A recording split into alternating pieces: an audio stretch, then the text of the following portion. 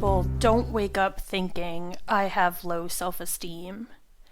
They think things like, I just need to feel more confident. I overthink everything. I know what I should do, I just don't do it. I start strong and then lose momentum. They assume confidence is something that's supposed to arrive first and make everything easier. But if that were true, encouragement would work a lot better than it does. You could hear the right words, get the reassurance, be told you're capable, talented, ready, and that confidence would stick. But it doesn't. It fades, sometimes within hours. And that's not because there's something wrong with you. It's because confidence was never meant to come from outside you. Most people don't struggle because they lack belief. They struggle because they don't trust themselves. There's a difference. Belief is abstract. Trust is built through evidence. And if you pay attention, you can usually trace your doubt back to very specific moments. Moments where you hesitated, where you delayed, where you told yourself you would do something and quietly didn't, where you negotiated with yourself instead of acting. Those moments don't turn into failure. They turn into uncertainty, the kind that makes decisions feel heavier than they should, that make you seek reassurance, or leaves you feeling steady one day and unsure the next.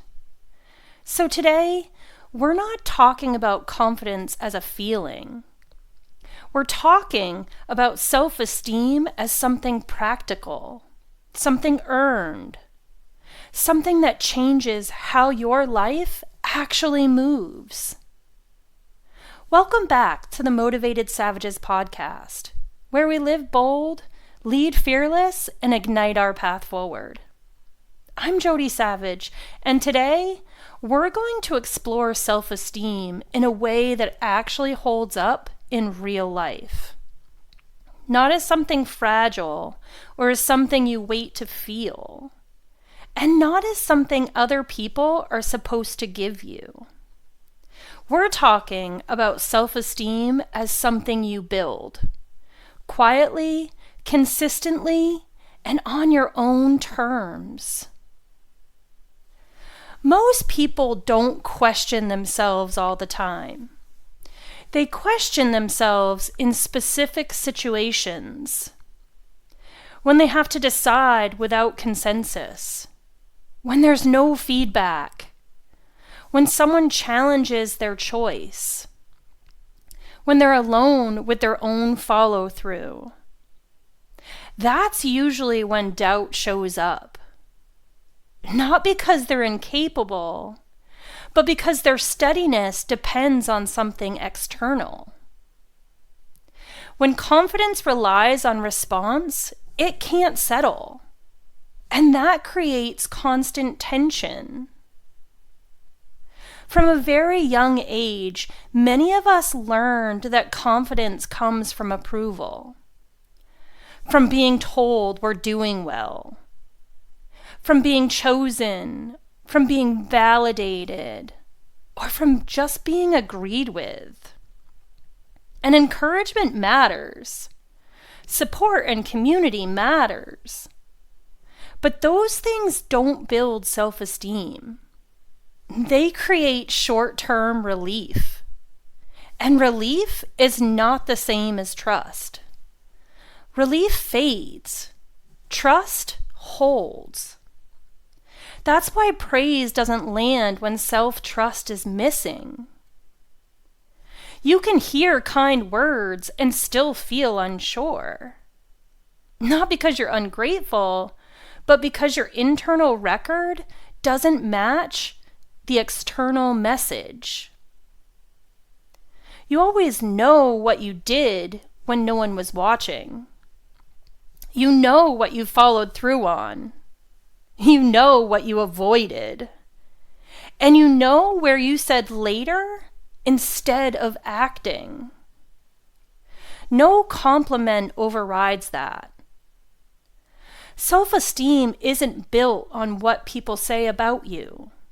It's built on what you know about yourself. Here's the most practical definition of self-esteem I've ever found. Self-esteem is self-trust. It's the quiet sense that when you decide to do something, you follow through. Not perfectly, not impressively, reliably. This applies everywhere in the world because it's human. A parent builds self-esteem by showing up day after day. A student builds it by studying when no one is checking. A worker builds it by doing the job without needing praise. And a leader builds it by making decisions and standing by them. It's not personality, it's pattern. When people say, "I don't trust myself anymore," they usually think they're talking about emotions. They're not. They're talking about behavior. They've watched themselves delay. They've watched themselves renegotiate. And they've watched themselves back out quietly. So when it's time to act, there's hesitation. Not because they're afraid. It's because their system doesn't believe their intentions anymore. That erosion doesn't happen in one dramatic moment. It happens slowly, through small postponements, through "I'll start tomorrow," through waiting to feel ready. Each moment feels reasonable on its own. But your nervous system keeps score. And eventually, when you tell yourself you'll do something, there's no urgency behind it. Not because you don't care, but because your system doesn't trust you. That's not shame.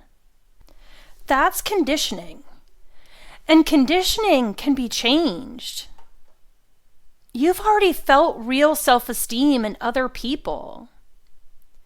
Think about someone you feel immediately at ease around.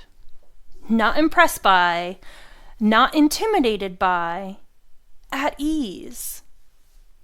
They don't rush conversation. They don't dominate space. They don't seem preoccupied with how they're being perceived. There's nothing to manage around them. That ease isn't charisma. It's steadiness. Now, think about the opposite experience. The conversations that feel tight. The people who talk a lot but don't listen. The rooms that feel competitive. That's often mistaken for confidence. But it isn't. That's effort. And effort drains energy. Steadiness settles it.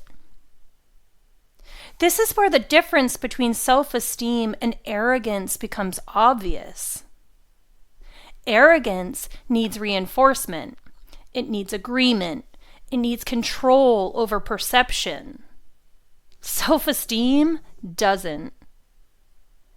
Arrogance tightens a room. Self-esteem opens it. One makes people brace. The other lets people breathe. And you can feel it instantly. And you can notice it in yourself. If you find yourself over-explaining, steering conversations, or trying to manage how you're seen, that's not confidence. That's protection. And protection is exhausting. Self-esteem isn't exhausting. It's stabilizing. And that stability changes how life feels. When self-esteem is solid, decisions don't drag on. You stop polling the room. You stop replaying conversations. You stop needing reassurance to move forward. You choose, you adjust, and you continue. Mistakes don't collapse you. They inform you. Relationships change. You stop trying to earn space.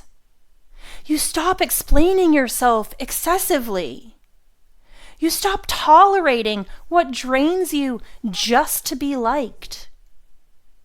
Not because you've become hard, but because you've become clear. This clarity doesn't come from confidence, exercises, or affirmations. It comes from reliability, from doing what you said you would do, even when it's inconvenient, quiet, or unnoticed. That's where self-esteem actually forms. Most people don't lose self-esteem because they fail. They lose it because they stop trusting themselves to follow through. But that trust can be rebuilt, not through dramatic change or reinvention, but through small promises kept. One decision, one action, repeated. And over time, something shifts. You stop debating yourself. You stop waiting to feel ready. You stop looking outward for confirmation. Not because you become fearless, but because you become dependable. And now, here's this week's Savage Challenge. For the next 7 days, choose one small thing each day that you say you're going to do. And then do it. Not the impressive thing, not the public thing, the ordinary one that you usually delay. No posting, no announcing, no accountability partner. This challenge is private. At the end of the week, don't ask if you feel more confident. Ask if you trust yourself more, because that's the metric that matters. Self-esteem isn't built by being believed in. It's built by becoming someone you can rely on. Say what you mean, do what you say, and repeat. I'm Jody Savage, and this is the Motivated Savages Podcast. Live bold, ignite your path. That's the Savage way. If this message resonated, share it with someone who's been searching for confidence in all the wrong places. And if you want to carry this message with you, check out our merch line at motivatedsavages.com. We've designed gear to remind you to live bold every day. Together, we're building the Savage community, a movement of people choosing purpose, growth, and bold living.